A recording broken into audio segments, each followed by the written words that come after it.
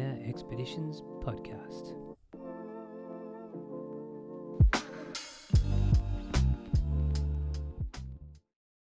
Hey everyone, and welcome back to the Inner Expeditions podcast.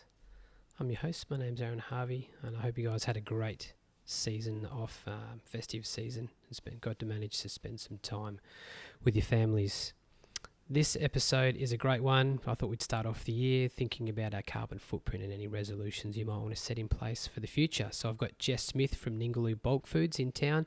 She's got a zero plastic waste shop in town, which is really great. And we're going to discuss all the ways you can go about reducing your carbon footprint on the planet. So I hope you enjoy it. It's a really great episode. Let's get started.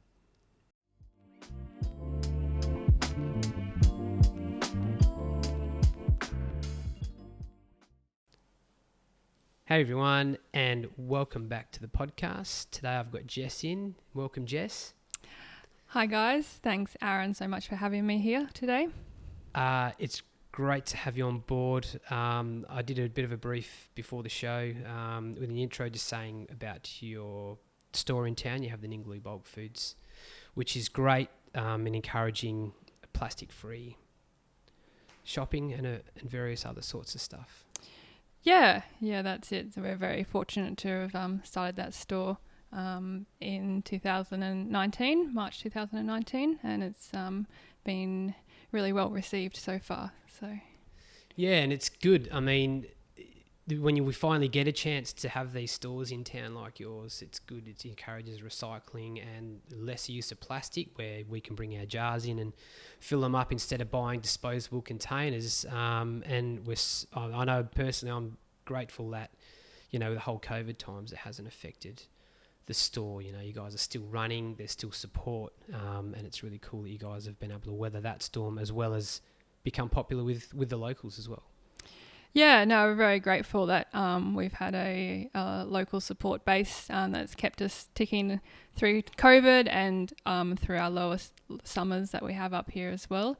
And just like you said, the store encourages customers to bring your own containers and to fill up on all your kind of dry foods that you'd normally buy in plastic packaging at the supermarket. So some people might have never heard or seen of a bulk food store before. The kind of aims around the store is that we buy everything in bulk and then we share it to, you know, customers. They come in, they can buy as little or as much as they like, and we strongly encourage them to bring their own containers and jars and bottles back down to refill these goods, so that they're not going out and buying a single-use dishwashing liquid bottle or plastic bag of rice. They can just fill up their own containers. And we also have a lot of containers and jars available in the store as well for people to use. So it's great because, I mean, you guys do as much as cleaning products, cooking oil, and all of those sorts of things, you know, seeds and grain. It's such a good variety. You know, you can do a lot of your shopping there. Yeah, when we set up the store, we kind of looked at our household and everything that we would need or use, and try and stock as much stuff or a wider range of stuff to cover the whole household, from all your bathroom cleaning stuff to dry goods, grains, beans, flours, spices, as well as baking goods, cooking goods, teas, coffees, snacks, just anything that you can think of you'd normally buy in plastic packaged, you know, goods in your supermarket aisles. We've tried to stock that in bulk.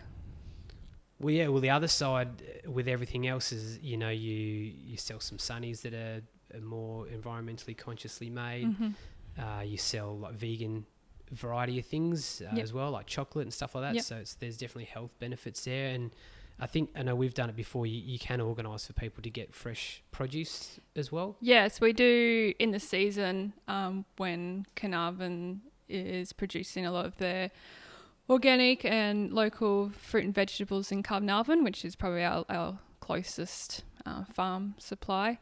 We try and get them up and have them available in store to give people the opportunity to buy more fresh, more organic produce, but also produce with a a lesser footprint, a lesser travel footprint. So it's not traveling as far to get to where we are here. So yeah, we definitely always have fruit and veg in the season when we can access it. Yeah, and I think it's great because I love cooking. A bit different here because a lot of our food is shipped up from Perth and other places. But when you learn how to cook with fruit and veg that's in season, it's really great. It goes well with it. It's amazing when you start to realise that you probably shouldn't be eating the same stuff all year round. We were never been mean to eat the same stuff all year round because it is seasonal wherever you live. So if you're eating it all year round, it's probably coming from a very far place away, possibly overseas. When if you're getting watermelons in winter when you're not supposed to have them in Australia in winter. So when you start thinking of it like that, you reduce your travel footprint, but you also reduce or increase your diversity of fruit and vegetables that you're eating throughout the year, which is amazing for your health, obviously. Yeah, I was, like, as you were saying that, I was sort of thinking if even your body, if that affects your body in any way where, there's things that are better for you in season or out of season, if your body gets used to that, or eating the same thing all the time. Possibly. I think diversity in a lot of things is a key. Yeah, sure. Well, with all of that happening, and it's great, I know that you are a marine biologist, which I no doubt is what started that sort of drive early on. What got you into marine biology? Was it that first, or was it your interest in looking after things? Like, where did that sort of journey begin for you? So I guess it's a bit of a long story, but I guess it's always been in me for as long as I can remember. I wanted to be a marine biologist. I think maybe when I was about 6, my parents took me to a place where you could feed dolphins in the wild, and that was just the best thing in my life. And ever since that age, I just always wanted to work with dolphins, and as most little girls probably do. And I just guess I never really lost that passion. I grew up in the country on 25 acres in Queensland, so really grateful to have that kind of rural, natural setting for growing up, just really connected to nature, and but was about 40 minutes away from the ocean. So, but I always had that, that passion for the ocean and the water, and I started to learn to snorkel when I was about 14, and I was just hooked. And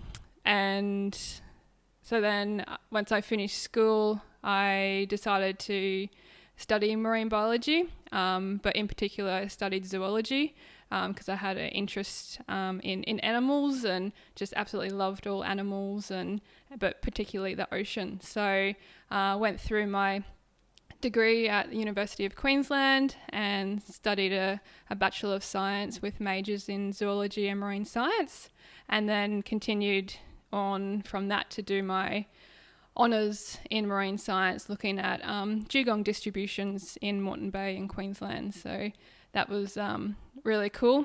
And during that time, I also then did my dive master traineeship and started working just on tourism boats, on whale watching boats and snorkel cruises in Queensland, which got me hooked in, being in the ocean every day, snorkeling and, having a job that just absolutely loved. They say if you work a job you love, you never work a day in your life. And I just felt that was, a dream come true.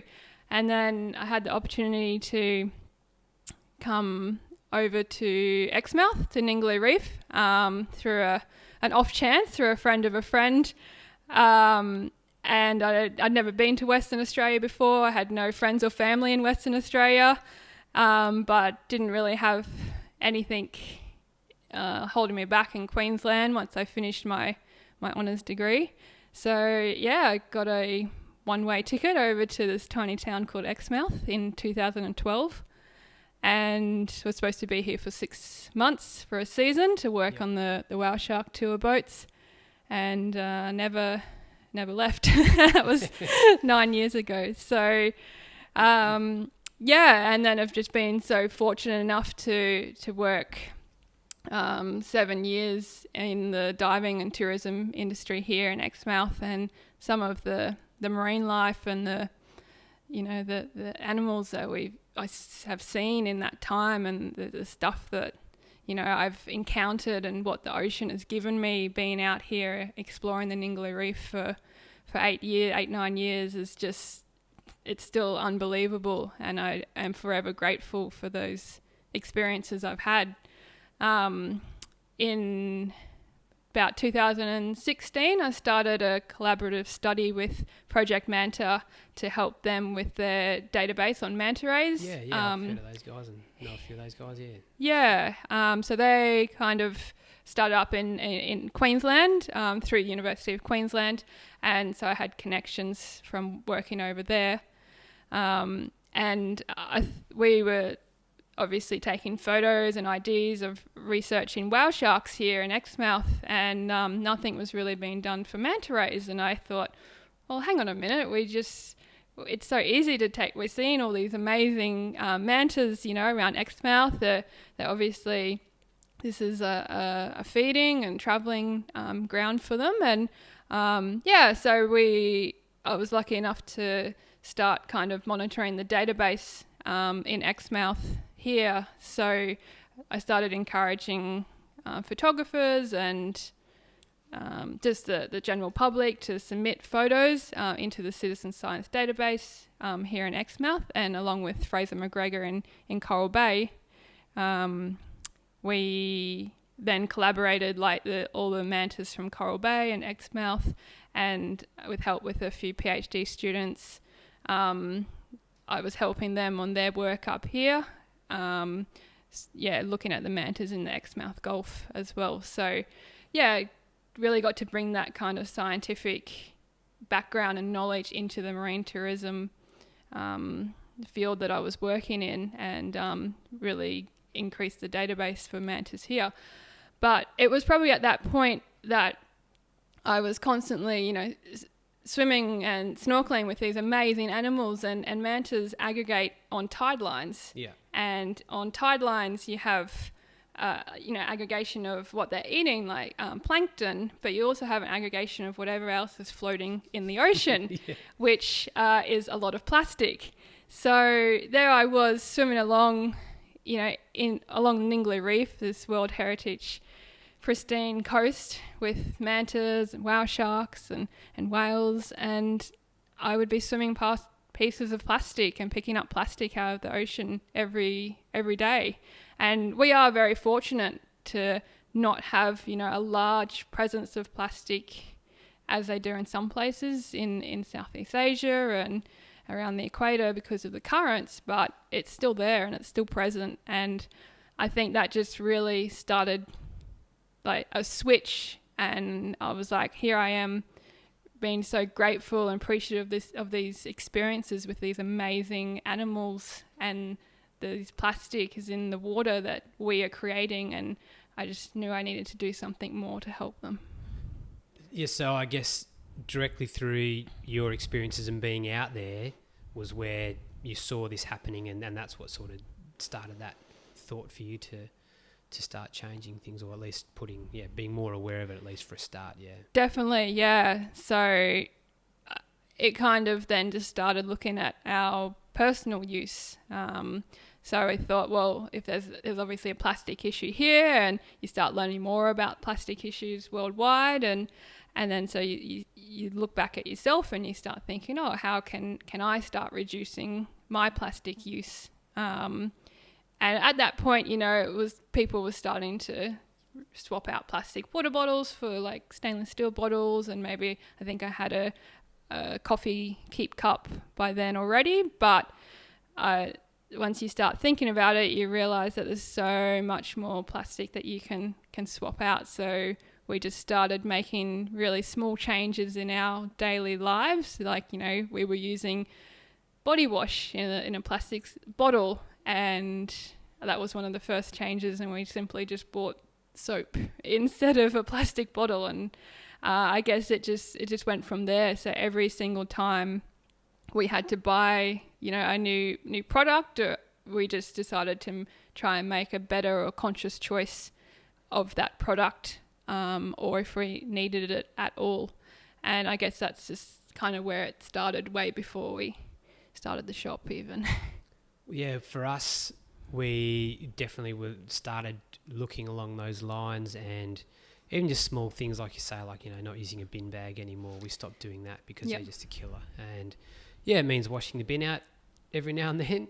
But we found that what we've started doing as well is reusing the type of plastic bags that food does come in. Yeah. Using that to put our wet food in, or food waste. Yeah, and then so that repurposing keeps the bin clean. Yeah, what you do have. Yeah. Yeah, chuck that in the compost or whatever. So amazing. It's really nice to do those things and to see it rub off on our kids as well. Yeah. I think composting was definitely a turning point for us. When we started composting, it just took pretty much half of the stuff out of our bin, and it was just like, we don't need bin liners anymore. It's incredible to see how much, if you can put a bit of thought in and redirect some of your waste to other areas, that I mean, we hardly even feel like bin up at all these days. Yeah, that's amazing. That's so good. Cool. Yeah. So you had experiences out there which started then changing that side of things for you. Mm-hmm. You've gone along that path for a while. Where was it for you where you started thinking, oh, you know what, I reckon I could probably start something in town or encourage people more? Like where did that idea sort of start to spark for you guys?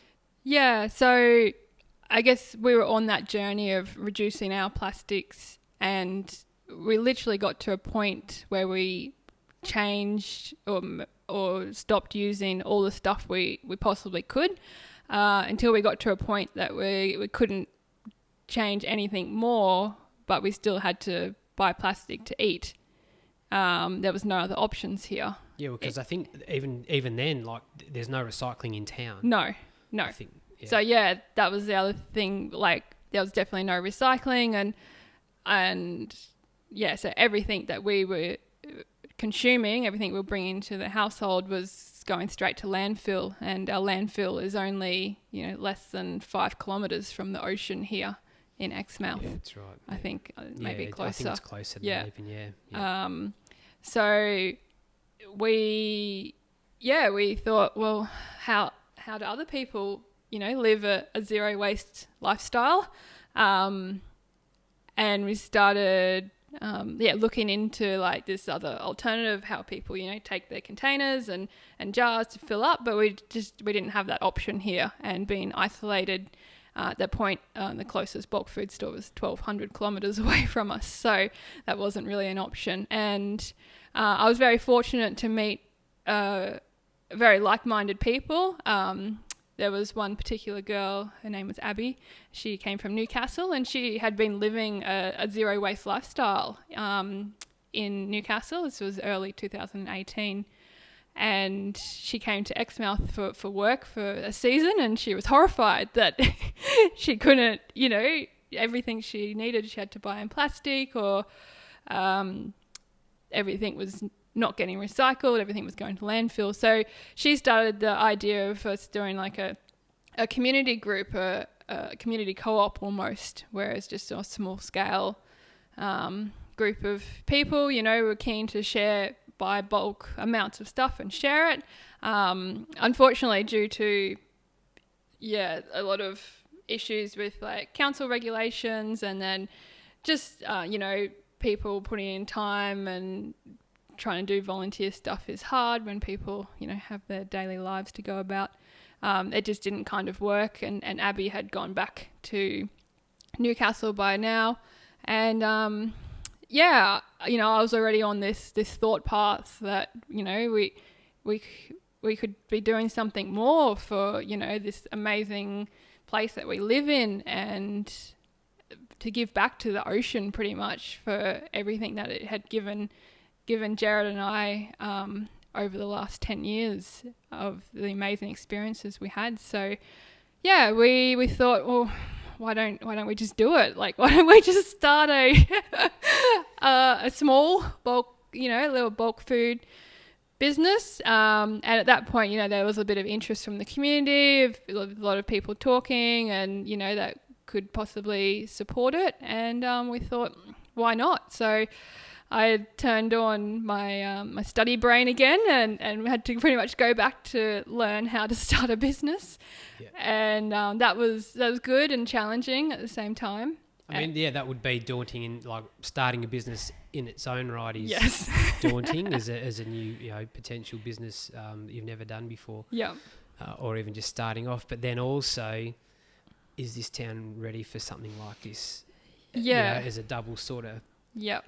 Yeah, I guess that would have been a bit of extra thought or pressure. Yeah, I think I just felt like it was the way that we wanted to live, and there was a lot of like-minded people that I felt would support it, and people were trying, but it was hard. And I thought, if we could give the community a place to make it convenient for them, then it would encourage more and more people to, refill their dishwashing liquid and make those simple swaps by buying soap and refill their rice containers. If it was in a place that was just convenient for people, because that's what it comes down to is convenience.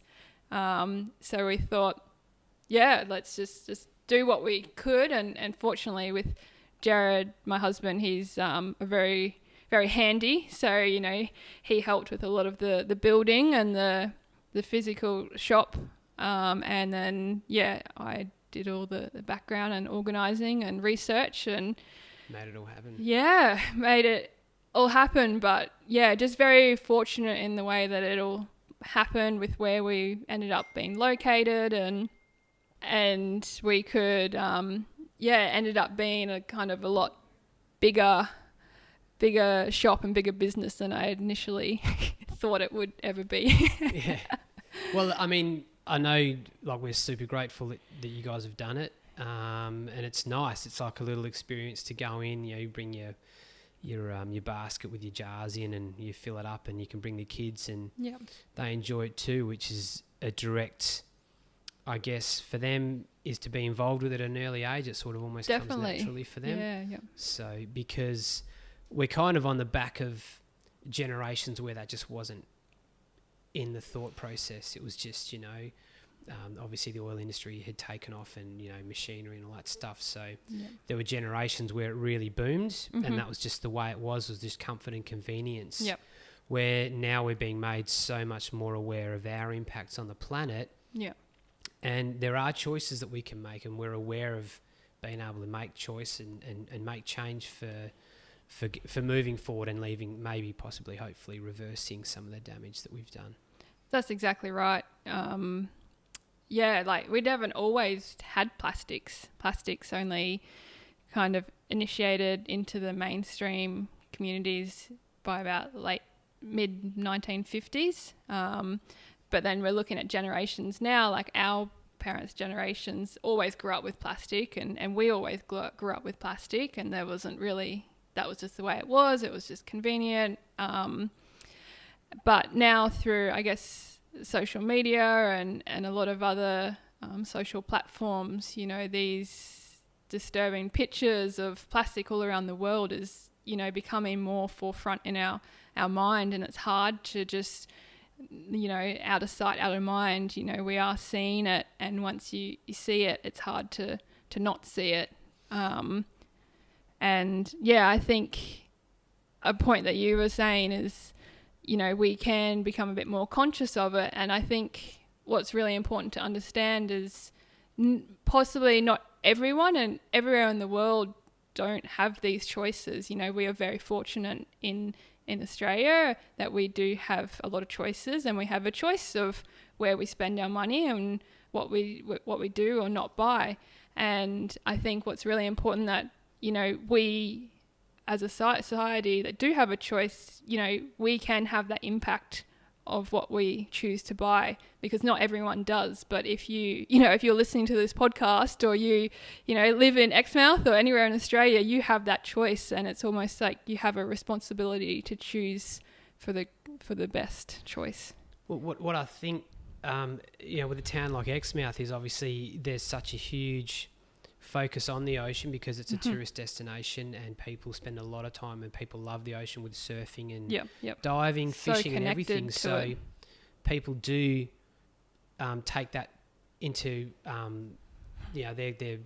their thoughts because it directly affects them to see the impact, where you've got people that live inland or in other places that don't, probably don't love the ocean as much because they don't get a chance to see it that often. They might live a long way from the ocean. So without directly having that attachment, there's, the atmosphere and the environment, other aspects other than the waterways, I guess, which can be affected, but people, because they're not there all the time seeing it, it's probably not at the forefront of their thoughts. Definitely. And the way that also too is that your rubbish might not end up on your shoreline and could get washed somewhere else and end up in other parts of the ocean with the currents where you're not going to see it, but other people might have it washing up on their shorelines as well. So exactly, just being mindful of, because it's not here, it doesn't mean that it's, like you say, it's not happening at all or anywhere else. Totally, and I think that's maybe why we are so conscious of it here, is because we are so connected to nature. This is our backyard, but it comes quite naturally. But for people who do live, inner cities or inland, like you said, they might not have that connection as much to the ocean, and it's out of sight, out of mind. They don't see the impacts on the coastal areas, or I think it's really important that, you get back to nature and realize how everyone does have an impact on it downstream, because everything's really connected. Yeah, and, weather patterns and all those kind of things, obviously, as the climate's changing, I mean, it really can, well, it does and is having that impact on everyone. I think whether you want to turn a blind eye to it or not, it's still there and it's still happening. I think they're talking about, we've got about 30 or 40 years to be able to reverse the climate situation. I think they were saying not long ago. Yeah, I can't remember where I heard that, but it's not that far away before it gets past a point of no return. I feel like there's a lot of facts that get put around, but from a recent course that I just did, they were talking about how it's almost important that we try and reverse it and change it now back to a better state, because what they're comparing it to be like in 30-40 years, we don't want to just put it back to where it is now. So it's really important that we try and stop it at the source now and try and reverse as much impact as we have starting today, not thinking I'll figure it out in 20-30 years time. Yeah, well, I mean, I was looking on your website earlier on, and I think there was a quote that you had on there, and it was something along the lines of it's just because we can't see it, or because it's it's someone else's problem down the track, it doesn't mean we can't deal with it now. I can't remember the exact quote, but it was something along those lines. I think it's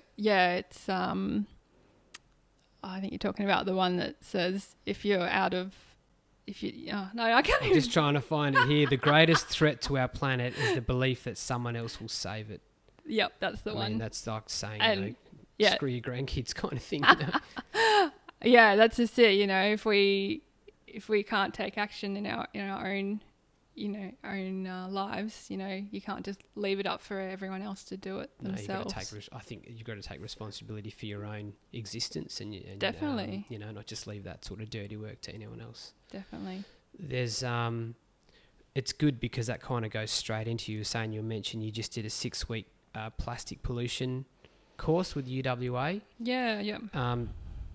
Awesome. Like, definitely want to get into that, but just on the back of the plastic usage, there's other sides of using plastic, like you say, with petrochemicals potentially leaking out into your food and stuff like that. So there are other incentives to go away from plastic packaging and even plastic storage that you have around the house with containers and that. You can go to stainless steel bottles. I mean, we all have stainless steel insulated water bottles up here because it gets so hot. Yeah, we need them. Steel lunch boxes and glass containers to store things in your fridge. So you're breaking away from plastic, not only as a planetary thing, but because of the sort of harmful chemicals that go into plastic that can potentially leach into your food and into your body. That's exactly right. Yeah. there's been impacts on our health, not just the environment. There's new studies coming out saying that we currently estimate that we ingest about 5 grams of plastic every week, and plastic's now been found in the smallest creatures of plankton, all the way up to, there was a new study just released last week, I don't know if you saw it, they found microplastic particles in the umbilical cords of unborn babies, which is just mind-blowing. Yeah. Because these tiny particles of plastic, we do ingest them, and we can also absorb them through our skin. People have been using exfoliating skin products with microbeads in them, and toothpaste with little plastic particles in them that if they don't swallow them, they spit down in the drain. So, and off our clothes, you have synthetic fibers coming off your clothes that we're inhaling. So, it has a massive impact on our health. And then the chemicals are leaching out of these plastics. It's something it's kind of like out of sight, out of mind. You don't see it. You don't really taste it, I guess. But they're definitely leaching. There's been microplastics found in 79% of all water bottles tested in Australia. So, all your bought Mount Franklin bottles, I guess, that you buy off the shelf, they've been sitting there for however long, and they're leaching microparticles of plastic and chemicals into your water that you're drinking. It's incredible. There's so many... you think of all your plastic packaged foods, they're sitting in the plastic, and that's leaching into your plastic into the foods that we eat. And fortunately in Australia, I'm pretty sure BPA now has been banned in most food packaging in Australia, not worldwide, but there's, that's only one chemical. There's thousands of different I think they're called plasticizers, or different additives to plastic to change their... To make it what it is. Change their purpose, I guess. And, a lot of these haven't been tested. So I think, a really interesting one that a lot of people aren't aware of is plastic food containers. So your plastic, Chinese takeaway containers or any plastic containers, if you put hot foods into them or oil, or you heat them up in the microwave, and it causes a reaction with the heat and the oils to absorb or draw those plastics out of the container that's sitting in. So you should never, ever, ever heat your food up in a plastic container or put hot food in a plastic container. Yeah. That's incredible. We were lucky. We went down to Albany and Bustleton for Christmas. With the family. We were lucky enough to be able to move through the state and see some family. And one of the presents we got from our, I think it was somewhere, their in-laws, they gave us the silicone sealable bags. So we got 4 of them. Oh, the reusable ones. Reusable ones. So you can put things in them, and then you just slide a clip along the top to keep it sealed. Yeah, that's really great. You can put anything in them. We've been using them. We started using them straight away. Yeah, no, they are very multi-purpose, and silicon's not actually a plastic, so it doesn't have those same chemicals coming out like other hard plastics do. Sure. So like I said before, you did your 6-week plastic pollution program. That was through the University of WA. Yeah. How much more did you learn through that process, or did you kind of find that it aligned with a lot of the stuff that you already knew? Or? Yeah, I mean, I've been researching this topic for a good probably 3 years now, but it was really great to learn some more new coming developments and research that's happening, new products, new different methods, and just looking at plastics is in a different way of reducing it at the source as well, and we really need to change the whole structure of the system almost. I always I think it's amazing that people can make these choices, but then some people to reduce their plastic, but some people feel like, oh, well, the government needs to do more, so why would I bother doing what I can? Whereas I honestly feel like it needs to be a bottom up and top down solution. We need, the pressure and the votes coming from the people saying that we don't want this stuff in our lives. It's causing the environment harm. It's causing our health, harmful to our health.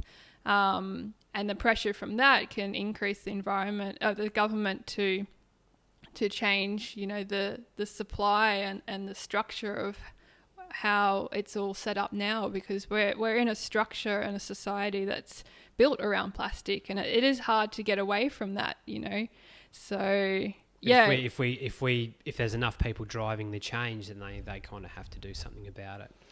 Yeah, instead of just accepting that's the way it is. Yeah, that's exactly right. So yeah, it was great to our lecturer, she had been working in the marine Pacific Gyre, a big plastic kind of, it's like a garbage patch in the middle of the Pacific Ocean off of California. Is that the one that's like the biggest garbage patch in the world, yeah, or something like that? It's actually in the middle of the ocean. So it's just off of California and the northeastern side of the Pacific Ocean, and it's about the equivalent size of Queensland. Wow. And that's because that's where currents meet and deposit, right? Yeah. So just because of the currents that circulate around there, it brings everything into this, and you can see it from space. It's that large. Wow.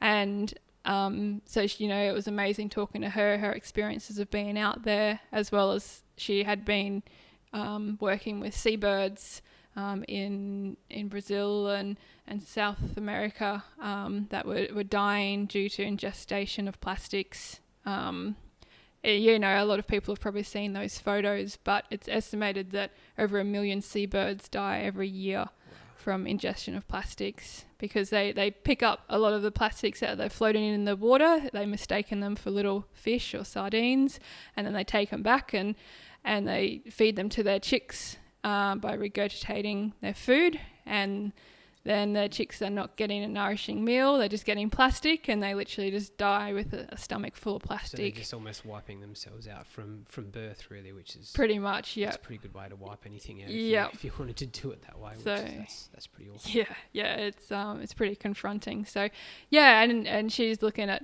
different stuff about developing plastic, or developing a plastic from like algae, or different alternatives, more so like alternatives to plastic, like creating bioplastics, and how we can implement these into the systems now to stop plastics being used and relied on so much. So heavily, yeah. So at least if you are going to use them, it's going to be a type that will break down or not be as effective if it gets into like our systems or oceans or waterways as well. Yeah, it will biodegrade back into its natural form of from a plant instead of from chemicals and petrols. Instead of from oil and gas. Yeah.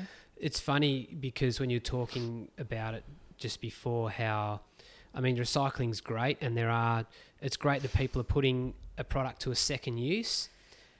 Where you might take bottle tops and paper clips into the primary school or the kindergarten, and they'll use them to make something, but eventually that's probably going to get thrown out as well. So it's, when we spoke with, I know the Shire here is looking at doing more recycle wise, because they're getting that from the community, and what they're saying is that single serve plastic, yes, it's good to reuse it for something, but they actually want to make it so instead of being used once and then twice and then thrown out, it's actually recirculating it back through the whole system. So if you are going to use plastic, it gets used over and over and over again, and it just keeps going around. So. Yeah, and that comes back to our kind of economy that we have now. I don't know if you've heard of a circular economy. Yeah, I think that was the thing that they mentioned, they talked about, So at the moment, we kind of have an economy on a linear scale. So it's kind of this kind of take, make, use, waste system. It's like a one, you take the resource, you make whatever you want out of it, you use it, and then you throw it out.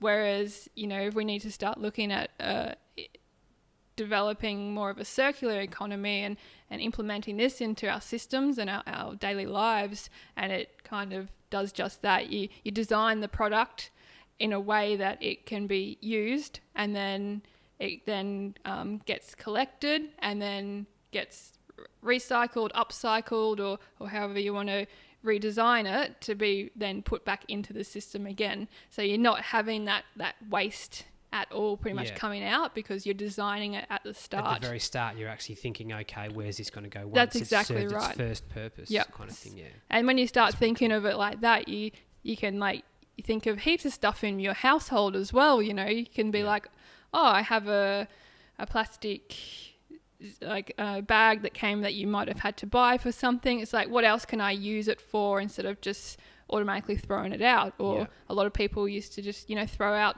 jam jars straight away. It's just like, you can reuse that and put it, reuse it over and over again.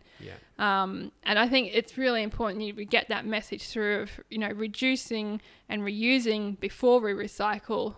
That's it. Like, so if you wanted to know what you could do in your household right now, that's a great start. Yeah, because recycling is great, but it's estimated only 9% of everything that's ever been sent to recycling has actually been recycled. Wow. That we just don't really have the systems set up in Australia that much to process all of this material.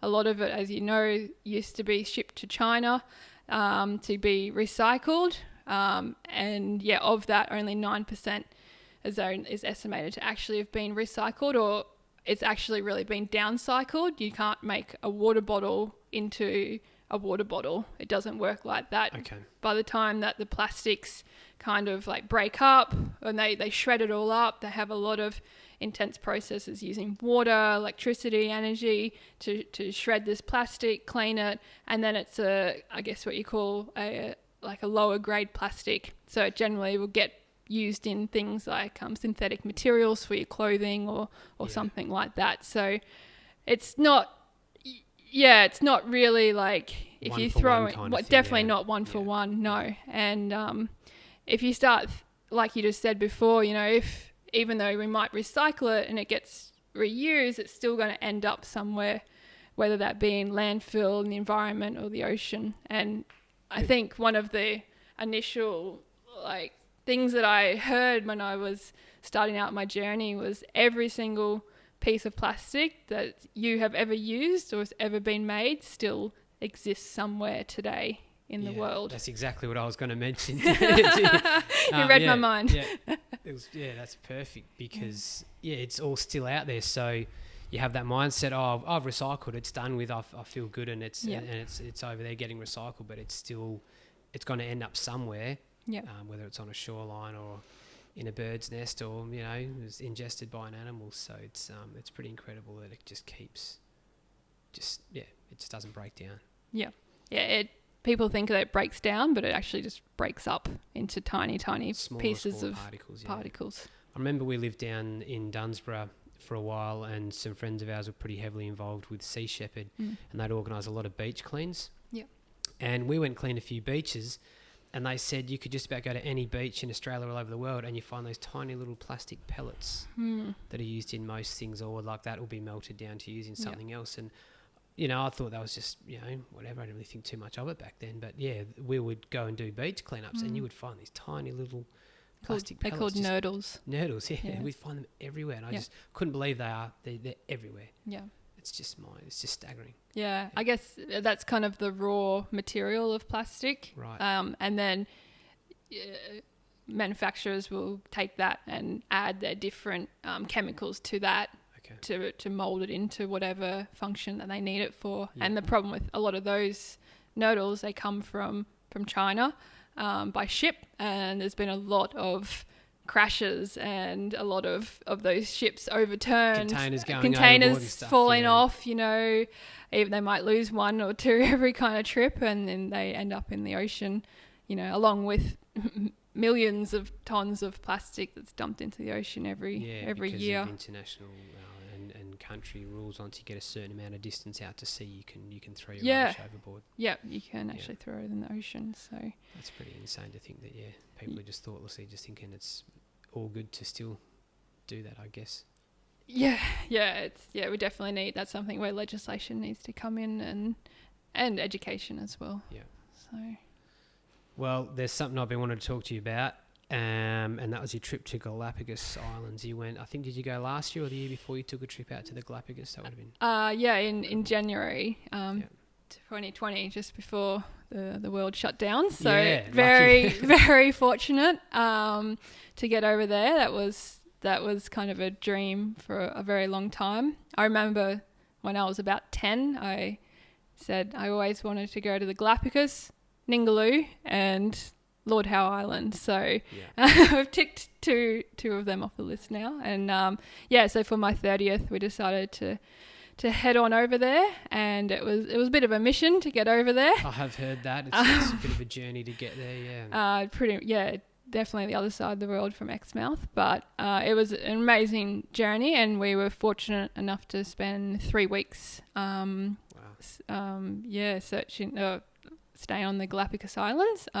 We didn't do a liveaboard like a lot of people do, just because of our finances at the time. But it is actually really doable to visit the islands and stay, in the communities and explore through day trips and just from the shore.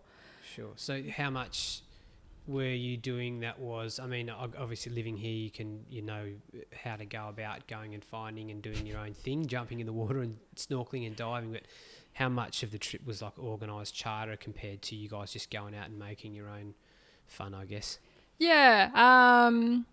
Obviously working in the tourism industry for so long, we're pretty savvy on finding out, how to book trips and what we needed to book and what we could kind of do and explore ourselves. Like a trip you might have needed to go to see something specific. Yeah. So we booked a few diving trips. You could do just day diving trips. So we did a lot of diving around the pinnacles and fortunate to see a lot of reef sharks and Galapagos sharks and a few hammerheads. On the very last dive we did, I think we did 8 dives, and the very last dive we got a school of schooling hammerheads, the scalloped hammerheads. So that was incredible. About 30 or so of them, and they're just hammerheads are probably up there with my favourite species ever. So that was mind blowing. But also on land, one of the main purposes, we wanted to see a lot of the seabirds, including the blue-footed boobies. Yep. They are amazing. So we did a trip to see them specifically. You could see a few of them flying around, but fortunately, like the colonies, you had to take specific tours, which I think is amazing to stop people from, going This is a way of governing it. Yeah, it's protected from, I guess, the general public. You can't just, rock up there or go over to the colonies. You had to go on a guided tour and maximum number of people per day and everything like that. So that was really good to see. And then, the marine iguanas, that was the other thing on the list to wanted to see. And they were just everywhere. So we didn't need a tour to do that. Just walk down to the shoreline and hang out with some marine iguanas and sea lions for the afternoon. So, incredible wilderness place. Yes, when I heard you were going there, it's going to be a trip of a lifetime, I'd imagine. Yeah. Oh, I think I'm definitely still planning another trip back there at some point in my life.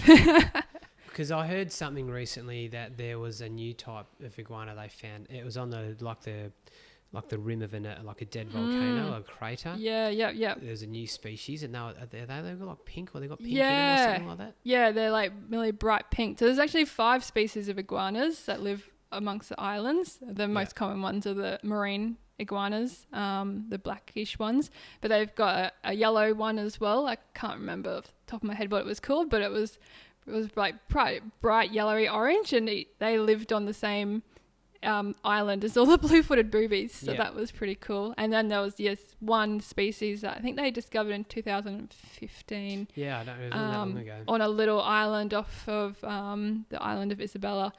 And it was just on this deserted volcano, and there was a bright pink iguana, and then they started to find a few more.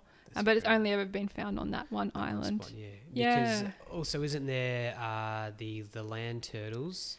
Yes, the ones on tortoises. The last one of them died on one of the islands, and it could, because they're all, every island they're different. Yeah, almost. Yeah, so they're unique to that island. 15 species of land tortoises in the Galapagos, and 11 of them are still alive today. 11 species. So there's been 4 species that have gone extinct since Charles Darwin had explored the islands back in the day.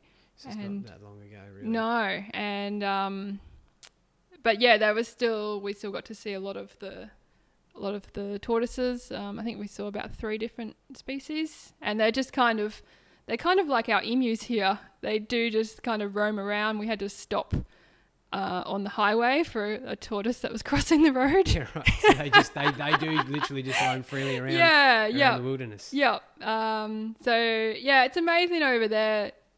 You know, here at Ningaloo we have an amazing marine life, and the emus and a lot of the wildlife that comes into town here. But over there it is so connected. Like the sea lions live amongst the town, and the marine iguanas, and the tortoises not as much, but you do still see them out in the wilderness areas. So it's great. I like the way in town that the emus can still stop traffic. Yeah. They're in a town, and I'm sure they live on the outskirts and everywhere else, but they still own the town. They walk around in their own pace, and they're in no hurry. And I've seen them hold up cars and traffic for 5-10 minutes sometimes, because a lot of people are getting out to take photos, but we've got to still wait for them, which is, I think, is pretty cool. And that's what was happening over there as well. Rad. On a different scale. So but it was a little bit confronting as well. It was quite populated in some of the islands. There was a lot of people that lived there, and a lot of tourists as well. So being Ecuadorian island, being part of Ecuador, it is a third world country as well. So it was a bit confronting with the plastic pollution and the plastic waste and stuff like that there. Because I'm sure there would be people there that would know what it was like generations ago compared to what it's like now. Like, do they have recorded statistics or anything like that sort of stuff that's readily available to see the changes? Because it's kind of like, it was always looked as like one of the last frontiers, the Galapagos, that sort of untouched wilderness where you could see evolution, probably the best out of anywhere in the world. How do they sort of seem to talk about that as how it's changed probably during our influence, and then what it probably would be without that sort of mankind influence? Yeah, I feel like on the islands themselves, the towns are quite confined, so there's still a lot of wilderness areas, which is great to see. But I think a lot of things that have changed would be in the marine ecosystem there. Again, being a third world country, even though it is protected these days as a marine reserve, there's a lot of illegal fishing that goes on in or near the Galapagos Islands. So it's just an amazing abundance of sharks and shark sanctuary there, and there's a lot of fishing boats that linger off the coast or come into the areas which are not patrolled, because they just don't have the funding to kind of monitor illegal fishing. They don't have the resources as much, and it's definitely still a third world country, so you've got corruption and everything like that. So I think even though it was amazing to see, a lot of the sharks and a lot of the marine life there, I think this definitely has changed. And I know from my studies and my past research on sharks and shark finning and shark fisheries around illegal shark fisheries around the world, Galapagos is a target for that. And it's it breaks my heart. For that reason, that it is more abundant there, because it has been untouched. Yeah. How do the locals feel I mean, everyone goes there for tourism to see these great natural events that happen. How do the locals feel about it in comparison to, the tourists are coming there for it? Do they still engage in it, or is it almost like a part of day-to-day life for them, or do they still appreciate and can they make, I suppose with tourism there's business there, but do people have a general interest in it and they're appreciative of where they are? A few. I would say that from my impression, a lot of them, didn't really spend a lot of time in the ocean and stuff. They're just trying to make a living. A lot of them, are definitely making businesses out of it, and some are more passionate than others. But there was, it was an interesting one. There wasn't, even in the diving boats and stuff, there wasn't a lot of awareness of plastic use or anything like that.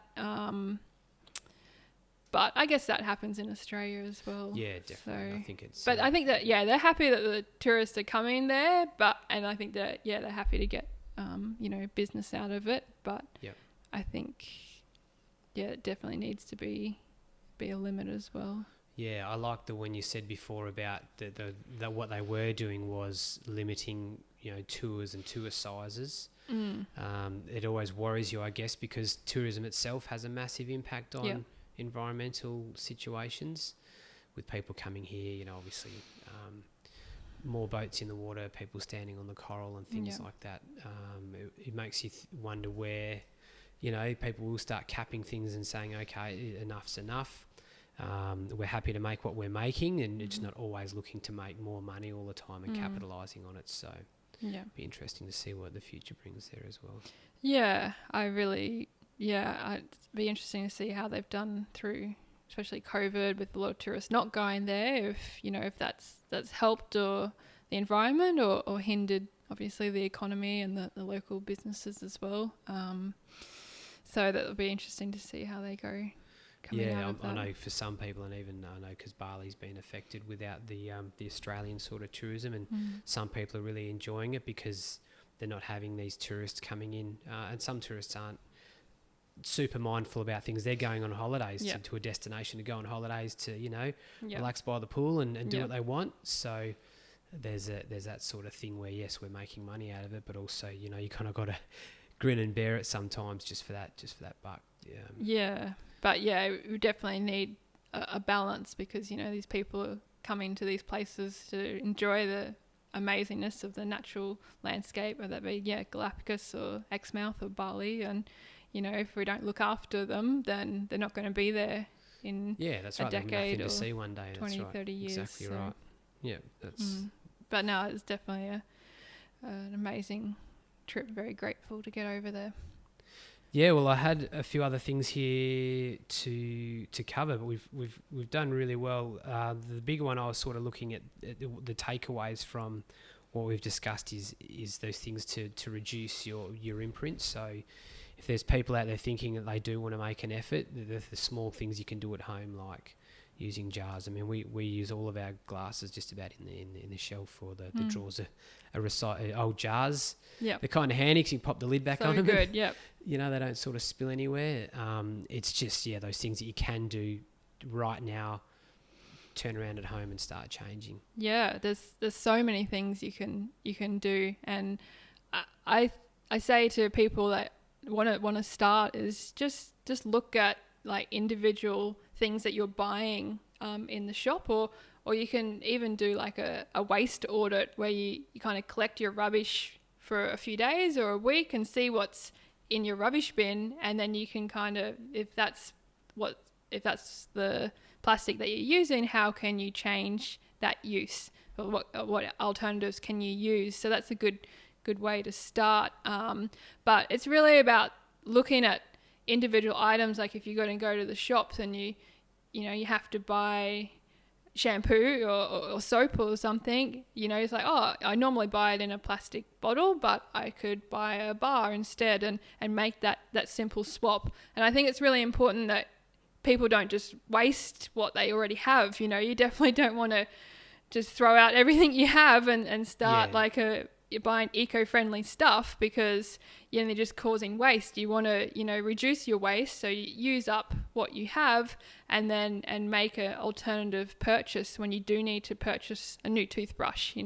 Don't just automatically buy a plastic toothbrush that's wrapped in a plastic carton. You can make a choice to buy a bamboo one that's going to break down instead of being out floating in the ocean for hundreds of years. Yeah, I did see a good post like that recently, and they were saying, don't just go and throw out your Camelback or whatever, like other bottles that are you might have a really good plastic water bottle that's reusable, which is great already, rather than throwing one out every time. But don't just go and throw that out to buy a steel one. Wait until that one's done its job for you. Yeah, and then maybe look at changing it out when you do need one for a better choice. That's exactly right. And I think people are a bit scared that it might be a bit costly to buy all these, eco-friendly items, but it's actually a lot cheaper because you're using up what you got, and then you're investing in something that you would last you a lifetime. So, for example, you can invest in a stainless steel razor that you just change the blades in instead of going to buy some plastic razors, and that will last you a lifetime. So it's just making small swaps, small switches, and it is really a journey. I was saying to you earlier, like I haven't lived like this my whole life. I became a bit more conscious of our impact, and you just start making small swaps, and you learn along the way, and it's an amazing journey. And when you come out the other end, you feel lighter, healthier, cleaner, and you just you're living a life that's more in line with your values, I guess. Yeah, definitely. It seems to do that, where if you're making that conscious decision to do more for the planet, it can sort of almost go hand in hand with eating better. Yeah. Because you're eating whole foods, organic foods, and like you said before, stuff that's not made in plastic containers, or it's not available in plastic containers. But you can also look to see where that comes from as well, where it's from, how it's farmed, or how it's produced as well, and what those companies' values are with definitely how they're making that product as well. It's really important. Yeah, when you start looking into, you start making choice for the environment, and it leads on to you want to look after the environment, but then you learn, I want to look after my body as well, and in that process you're avoiding buying plastic processed foods that are packaged in plastic. So you're therefore choosing fruit and vegetables instead of easy dinners that you heat up in the microwave in plastic. That's right. So plastic's leaching into so that you're just automatically choosing a healthier lifestyle for your health as well as the environment. So it just goes hand in hand. Balance, and also as well, when you've got that appreciation for the outside and the outside world, you're more likely to do things that are better for that, just as encouragement for better things in the future, I guess. Yeah, that's exactly right. Awesome. We've just put out a, I don't know if you saw it, I made like a little calendar for like the month of July.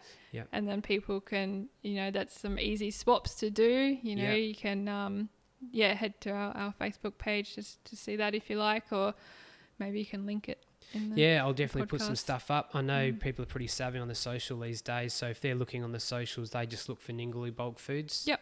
Pretty much that's how you guys are named across the platforms. Yeah. We're on Instagram, Facebook. We're always trying to share tips and different solutions, different things you can make choices in. It's really cool. And then obviously if there's any other swaps and things, it's pretty easy just to get on Google these days and find any subject that you want to sort of make a difference in. It's pretty much on there.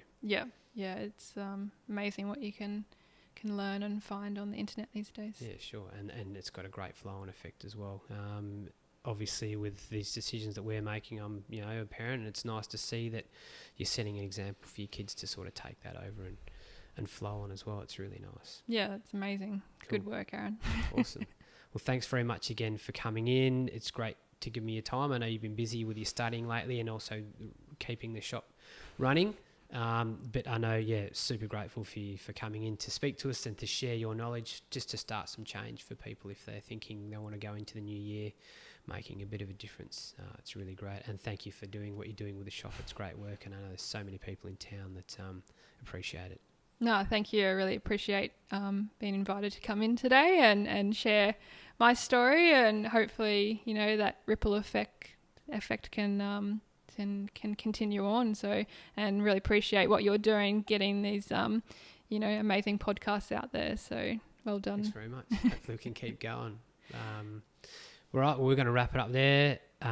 Thanks again to Jess, but stick around, guys. I'll probably do a bit of a finish up notes, and I'll have a bit of a chat to you with some more links and a bit of extra info after the show. So stick around, and I'll speak to you soon. Thanks.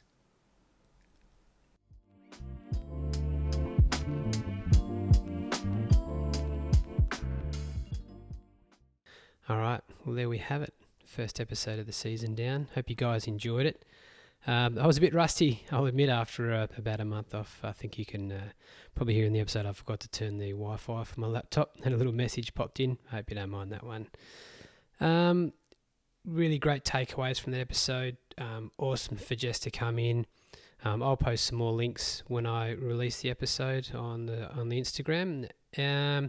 But just letting you know that if you do want to get more info directly from the site from Jess, you can go to ningalooBulkFoods.com.au. They post some really great stuff on there, and just helpful hints to inspire and get you going if you're wondering what else you can do. While I had a think post-production and I was listening to the podcast to edit it, a lot of things that got me thinking were the fact that it's great, and when it's convenient for us, that we can make simple changes and easy swaps in our lifestyle.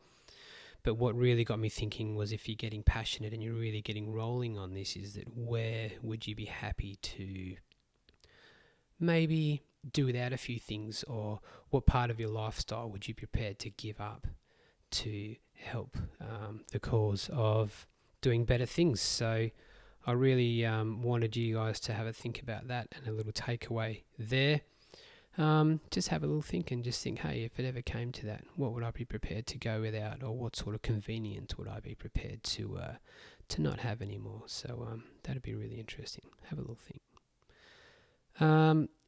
Good news is with the podcast now, we're now on Patreon. If you don't know what Patreon is, it's a really great place where you can help spread the love and donate and support the podcast. If you like what it's about and you want to help out, you can go to patreon.com/the Expeditions podcast, and maybe make a donation or support the show that way, and help share the love. I'm sure it'll always be greatly appreciated. Other than that, I really want to thank you all for tuning in again. So grateful for everyone's support and input, and I've been really happy and just so happy that it's been well received, and that people are getting things out of the episodes. It makes it worthwhile for me, and to know that it's worthwhile me doing what I'm doing. I'm really passionate about it, and I really enjoy sharing these experiences and the great guests' knowledge that are coming on the show. So if you feel like you do want to share something, don't forget to get on our Instagram page and send us a message, or tag something that you're doing. Maybe tag some recycling or anything that you're doing to make an effort on any of the subjects we've covered so far, or maybe a subject that you'd like to hear about. Don't forget to tag us at the Inner Expeditions podcast, or you can hashtag Inner Expeditions, and I'll see how much fun you are all having out there doing these great things that we're talking about. But on that note, it's time for me to sign out. I just want you guys to eat some more plants, reduce, reuse, and recycle. Hope you didn't mind me putting that one in there. Had to use that one at some stage. And of course, this week, to be kind. Great to speak to you all, and I'll see you all again soon. Thanks a lot.